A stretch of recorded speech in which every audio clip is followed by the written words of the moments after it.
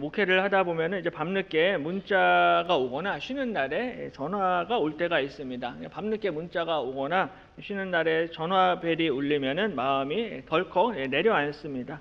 왜냐하면 이제 그 시간에 전화를 하시고 문자를 하시는 것은 뭔가 좀 급한 일이 생기셨다라는 것입니다. 그래서 큰 사고를 당하셨거나 아니면은 뭐 위독하시거나 소천하셨다라는 소식을 들을 때가 있습니다. 그래서 그런 소식을 듣게 되면은 성도님을 위해서 또 그 가족분들을 위해서 기도하게 됩니다. 근데 오늘 본문을 보시면요, 교회를 위해서 또 동족을 위해서 이렇게 하나님 앞에 간절히 기도하는 한 여인이 등장을 하는데요. 이 여인이 바로 에스더라는 여인입니다. 이 에스더는 BC 479년경에 페르시아의 아하수에로 왕의 왕비로 간택이 됩니다. 에스더 직전에 와스디라는 이 왕비가 있었는데요. 이 와스디라는 왕비가 아하수에로 왕 앞에 나오라라고 명령을 했음에도 불구하고 왕의 명령을 거절하고 거부합니다. 그래서 이 아하수에로 왕이 너무 화가 나가지고 이 와스디 왕비를 쫓아냅니다. 그리고 그 후에 새로운 왕비를 간택을 하게 되는데 그 후보 가운데 한 명이 바로 에스더라는 여인입니다. 이 에스더는 모르드게의 삼촌 아비하일의 딸이고요. 근데 이제 어렸을 때 부모님이 돌아가셔서 모르드게가 이 에스더를 자신의 딸처럼 양육하고 길렀습니다. 성경을 보시면요, 이 에스더는 용모가 곱고 아리따다라고 그렇게 기록을 하고 있습니다. 이렇게 용모가 고운 여인이었지만 이 에스더는 과하게 자신을 꾸미거나 사치를 부리는 여인이 아니었습니다. 2장 15절에 모르드게의 삼촌 아비하일의 딸 곧 모르드게가 자기의 딸같이 양육하는 에스더가 차례대로 왕에게 나아갈 때 궁녀를 주관하는 내시 해계가 정한 것 외에는 다른 것을 구하지 아니하였으나 모든 보는 자에게 사랑을 받더라라고 말씀을 합니다.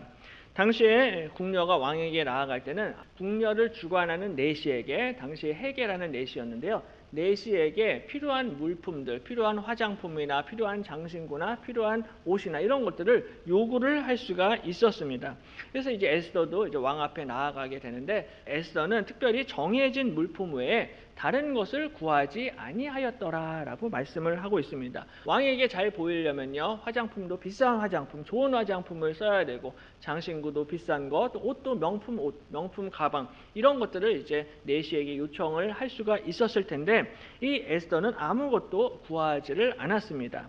하지만 모든 보는 자에게 사랑을 받았더라라고 이렇게 말씀을 합니다. 굉장히 검소하고 수수한 여인이었는데요. 그래도 모든 사람들한테 사랑을 받는 귀한 여인이었습니다. 그래서 이 아하수에로 왕비요, 모든 여인들 가운데 에스더를 제일 많이 사랑했습니다. 16절에 아하수에로 왕은 제7년 10월 곧 데벳월에 에스더가 왕궁에 인도되어 들어가서 왕 앞에 나가니 왕이 모든 여자보다 에스더를 더 사랑함으로 그가 모든 처녀보다 왕 앞에 더 은총을 얻은지라. 왕이 그의 머리에 관을 씌우고 와스디를 대신하여 왕후로 삼은 후에라고 말씀을 합니다. 아하수에로 왕 제7년이라고 말씀을 하는데 아하수에로 왕 제7년은 대략 BC 479년경입니다. 바로 이때 이 에스더가 왕 앞에 나가게 되고 모든 처녀 가운데에서 가장 왕의 은총과 왕의 사랑을 받게 됩니다. 그래서 이 와스디를 대신하여서 새로운 왕비의 자리에 오르게 됩니다. 이 에스더는 당시에 여자로서 올라갈 수 있는 최고의 자리에까지 올랐습니다. 그렇게 높은 최고의 자리에 올랐지만은 자신이 소유한 이 부귀영화와 사치생활 이런 것에 안주를 하지 않았고요. 오히려 오늘 본문을 보시면은 유대 민족, 자신의 민족, 동족을 위해서 결단하고 귀하게 쓰임 받는 에스더의 모습을 볼 수가 있습니다. 에스더가 민족을 위해서 나섰는데 우리가 위해서 기도해야 할, 우리가 섬겨야 할 나라와 민족이 있습니다. 최근에 한국과 미국 사이에 이제 관세 협상이 진행되고 있는데요. 어저께 뉴스를 보니까는 미국에서 3,500억 달러를 투자하라라는 그런 압력을 받고 있습니다. 근데 이거를 이제 그 원화로 환산해 보면요, 486조 원입니다. 이 486조 원을 그냥 현찰로 캐시로 달라라고 이렇게 지금 요구를 하고 있습니다. 근데 이 486조 원은 우리나라 외환 보유고의 한 80% 정도가 된다고 합니다. 그러니까 80%를 한꺼번에 이제 미국에 캐시로 달라는 거야. 그러면 나머지 20%가 남게 되는데 그러면 제2의 IMF 사태가 또 올 수도 있다라는 거예요. 이처럼 우리나라가 이제 국가적으로 또 경제적으로 정말 쉽지 않은 상황 가운데 있습니다. 이렇게 어려울 때 우리가 이 나라와 민족을 위해서 기도하고 섬겨야 된다라는 거죠. 뿐만 아니라 우리가 돌보아야 할 우리의 가정이 있습니다. 가족들이 있고 자녀들이 있어요. 우리 교회가 있고요. 또한 구역 식구들이 있습니다. 그래서 오늘은 또 지난주에 이어서 에스더서 말씀을 한 번 더 살펴보면서 우리가 이 민족을 위해서 또 나라를 위해서 가정을 위해서 교회를 위해서 우리가 어떻게 섬겨야 할지를 함께 같이 또 말씀을 나누겠습니다. 가장 먼저 우리가 중보 기도로 함께 섬겨야만 합니다. 나라가 힘들고 또 가정에 문제가 있고 교회에 어려움이 있을 때 이걸 나 혼자 기도하는 것이 아니라 우리 반드시 중보 기도를 부탁을 해야 돼요. 중보 기도를 부탁을 해서 함께 기도해야 한다는 것입니다. 하만이 유대민족 전체를 다 몰살하겠다, 학살하겠다라는 그러한 계획을 세웠는데 모르드게가 이 소식을 듣고요. 자신의 옷을 찢고 재를 뒤집어 쓰고 굵은 베옷을 입고 대성통곡을 하며 울었습니다. 그리고 나서 이 사실을 에스더에게 전했어요. 에스더에게 네가 왕 앞에 나아가서 유대민족을 위해서 대신 유대민족을 살려달라고 요구하고 요구하고 매달리라라고 그렇게 요청을 했습니다. 이 모르드게의 요청에 대해서 에스더가 자신의 상황을 다시 한번 설명을 해줘요. 11절에 왕의 신하들과 왕의 각 지방 백성이 다 알거니와 남녀를 막론하고 부름을 받지 아니하고 안뜰에 들어가서 왕에게 나가면 오직 죽이는 법이요 왕이 그 자에게 금규를 내밀어야 살 것이라. 이제 내가 부름을 입어 왕에게 나가지 못한 지가 이미 30일이라 하라 하니라 라고 말씀을 합니다. 그러니까 왕이 부르지도 않았는데 감히 왕 앞에 나아가면 죽임을 당하게 된다는 것입니다. 근데 에스더가 왕한테 비록 사랑을 많이 받는 왕비였지만 에스더도 30일 동안 왕의 얼굴을 보지를 못했습니다. 30일간 왕에게 부름을 받지 못했다라는 거예요. 이런 상황에서 괜히 그 왕실의 규례를 어기고 왕 앞에 나아갔다가는 이전에 그 와스디 왕비처럼 찍혀서 미움을 당하고 쫓겨날 수도 있습니다.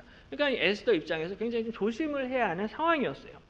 근데 이렇게 대답을 하니까 모르드게가 또 이렇게 답합니다. 14절에 이때 내가 만일 잠잠하여 말이 없으면 유다인은 다른 데로 말미암아 노임과 구원을 얻으려니와 너와 내 아버지 집은 멸망하리라. 내가 왕후의 자리를 얻은 것이 이때를 위함이 아닌지 누가 알겠느냐 하니라고 이렇게 말씀을 합니다.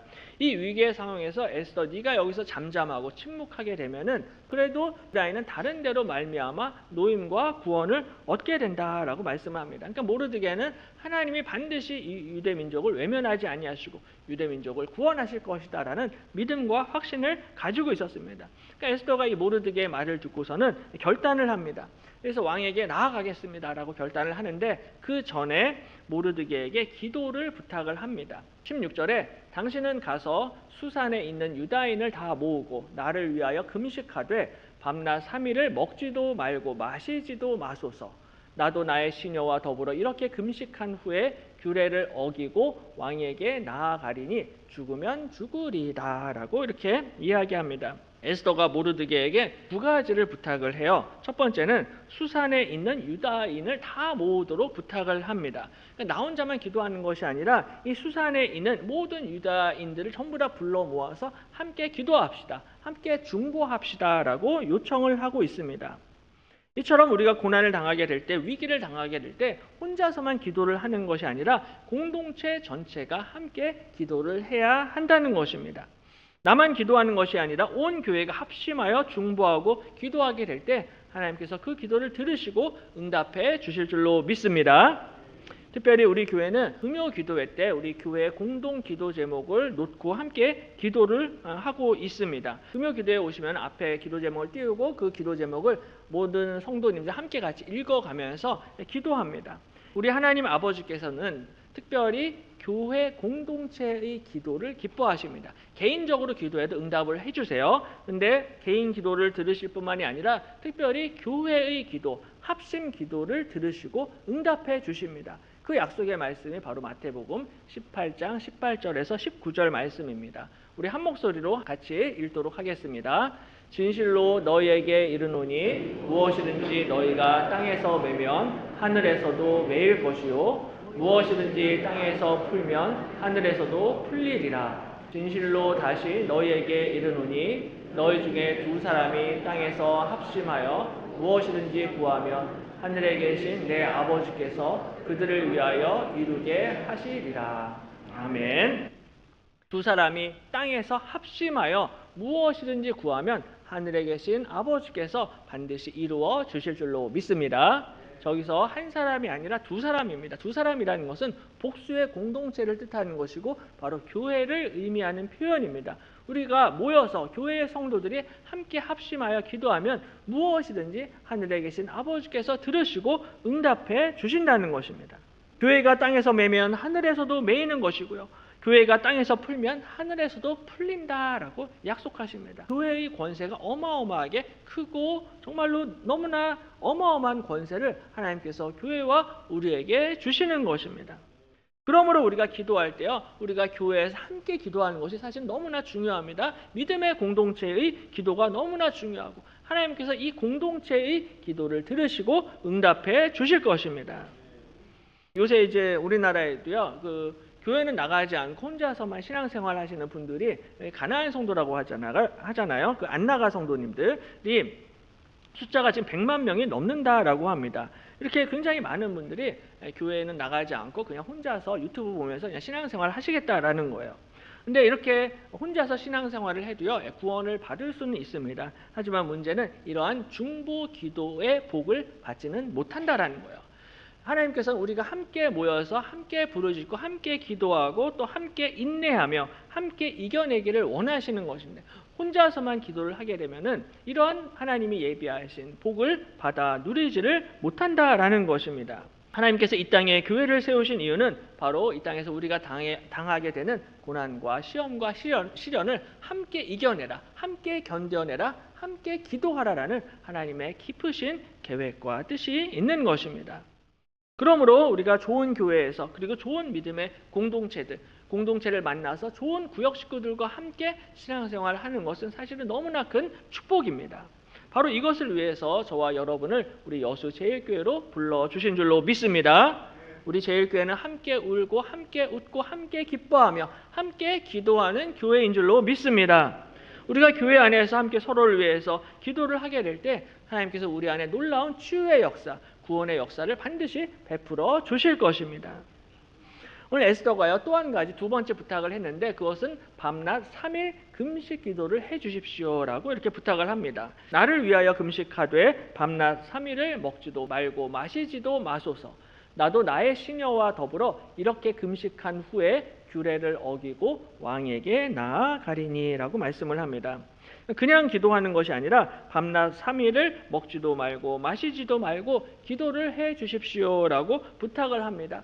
그러니까 3일 금식을 부탁을 하는데 이 3일 금식 기도라는 것은 하나님 앞에 간절히 부르짖고 그리고 진실한 마음으로 기도를 해달라는 것입니다. 그러니까 금식을 하면서 사람의 모든 욕심과 정욕과 생각과 탐욕과 마음과 이런 감정과 이런 것들 전부 다 내려놓고 하나님 앞에 진실하게 간절히 3일간 나를 위해서 기도해 달라는 것입니다. 우리가 성경을 보면요, 우리 수많은 믿음의 선배들, 믿음의 선진들이 전부 다 교회가 어려움을 당할 때, 아니면 나라가 위기에 처해 있을 때 항상 금식하며 기도했습니다. 대표적인 사람이 느헤미야입니다. 느헤미야도 역시 페르시아의 수산궁에서 왕의 술 맡은 관원으로 편하게 지내고 있었는데 어느 날 예루살렘 성과 성벽이 무너졌다, 불타버려서 잿더미가 되었다라는 소식을 듣습니다. 그리고서는 이렇게 이야기합니다. 내가 이 말을 듣고 앉아서 울고 수일 동안 슬퍼하며 하늘의 하나님 앞에 금식하며 기도하여라고 말씀을 합니다. 그러니까 동족이 지금 고통을 당하고 하나님의 성전이 무너졌다라는 소식을 듣고서는 느헤미야는 울면서 하나님 앞에 금식하며 기도했습니다. 사실 유다 왕국의 역사를 보면요, 이스라엘 백성들은 이렇게 망해도 괜찮은 망할 만한 그러한 사람들이었습니다. 끊임없이 하나님이 말씀을 하셔도 끊임없이 하나님을 배신하고 범죄하고 우상 숭배를 했던 사람들입니다. 그러다가 바벨론 제국에 의해서 멸망을 당했습니다. 그러니까 인과응보이고요. 뿌린 대로 거두는 것입니다. 그 사람들이 정말 천벌을 받아 마땅한 백성들입니다. 하지만 그 동족과 그 유대 민족의 그 고통의 소식, 고난의 소식을 느헤미야가 듣고서는 느헤미야가 이 동족을 위해서, 이 나라를 위해서, 교회를 위해서 그가 눈물을 흘리면서 하나님 앞에 기도합니다.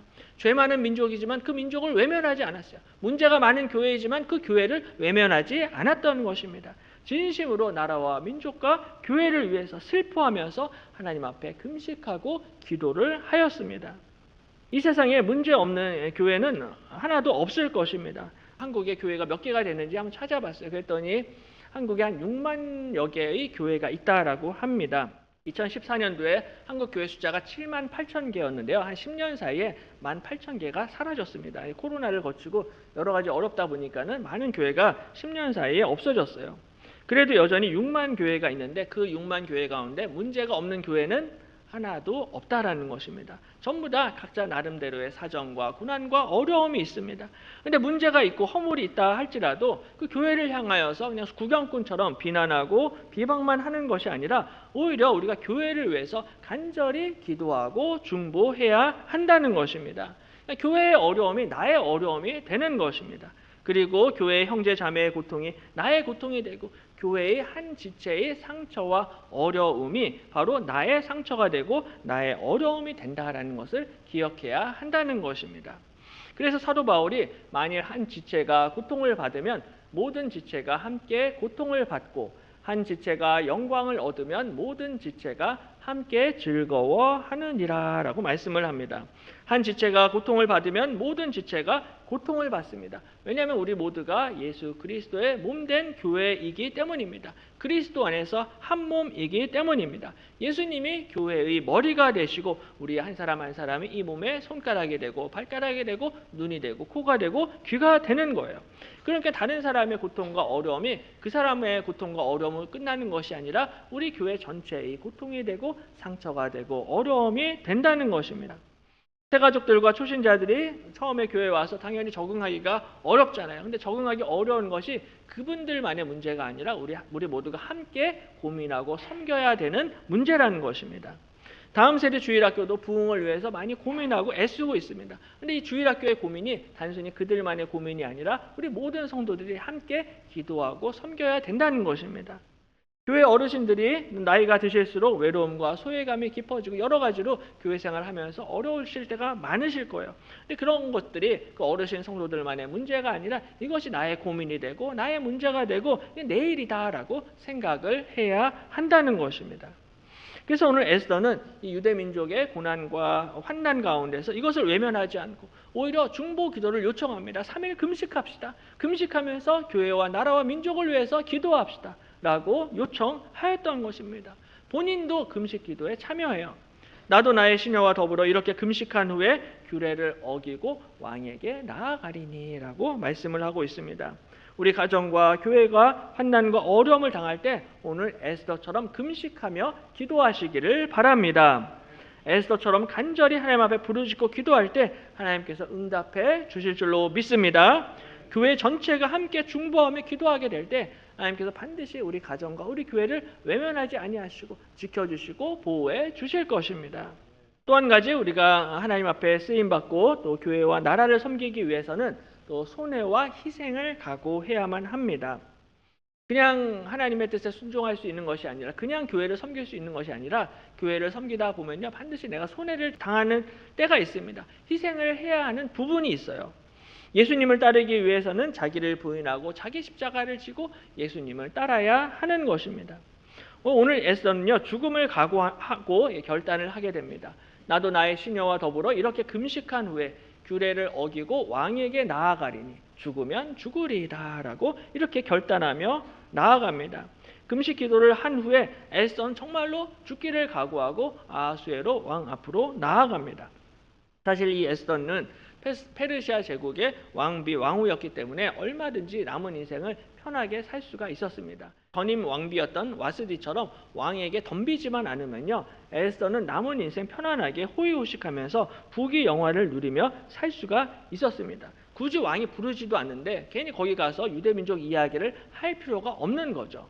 느헤미야도 마찬가지입니다. 페르시아 왕궁에서 왕의 술 맡은 관원으로 지냈습니다. 왕 옆에서 왕의 최측근으로서 좋은 집에서 고급 와인을 마시면서 얼마든지 편하게 인생을 즐기면서 살 수 있었습니다. 굳이 예루살렘 일에 신경을 쓰지 않아도 됐어요. 교회가 어떻게 되든지 말든지 나는 그냥 내 인생 즐겁게 즐기면서 살면 된다라고 생각을 했을 수도 있는데 그게 아니라 오늘 느헤미야도 그렇고 에스더도 그렇고 나라의 문제 또 교회의 문제를 이것을 나의 문제로 나의 고통으로 생각하고 결단하고 나섰던 것입니다. 에스더는 뒷짐만 지고 있지를 않았습니다. 에스더는 민족의 고통을 나의 고통으로 여기고 수일 동안 금식하면서 기도했습니다. 그러니까 이 문제를 회피하거나 외면하지 않았던 것입니다. 유다 민족의 고통을 나의 고통으로 여기고 죽으면 죽으리라 라고 결단하고 그가 하나님 앞에 헌신하고 순종을 하게 되었던 것입니다. 자신의 편안함과 안락함을 내려놓고 죽음을 각오했던 것이죠. 우리도 오늘 에스더처럼 목숨을 걸고 결단하고 순종하게 될 때 하나님께서 우리를 불쌍히 여기시고 우리 가운데 회복의 은혜, 구원의 은혜를 베풀어 주실 줄로 믿습니다. 이것은 비단 에스더만의 이야기가 아닙니다.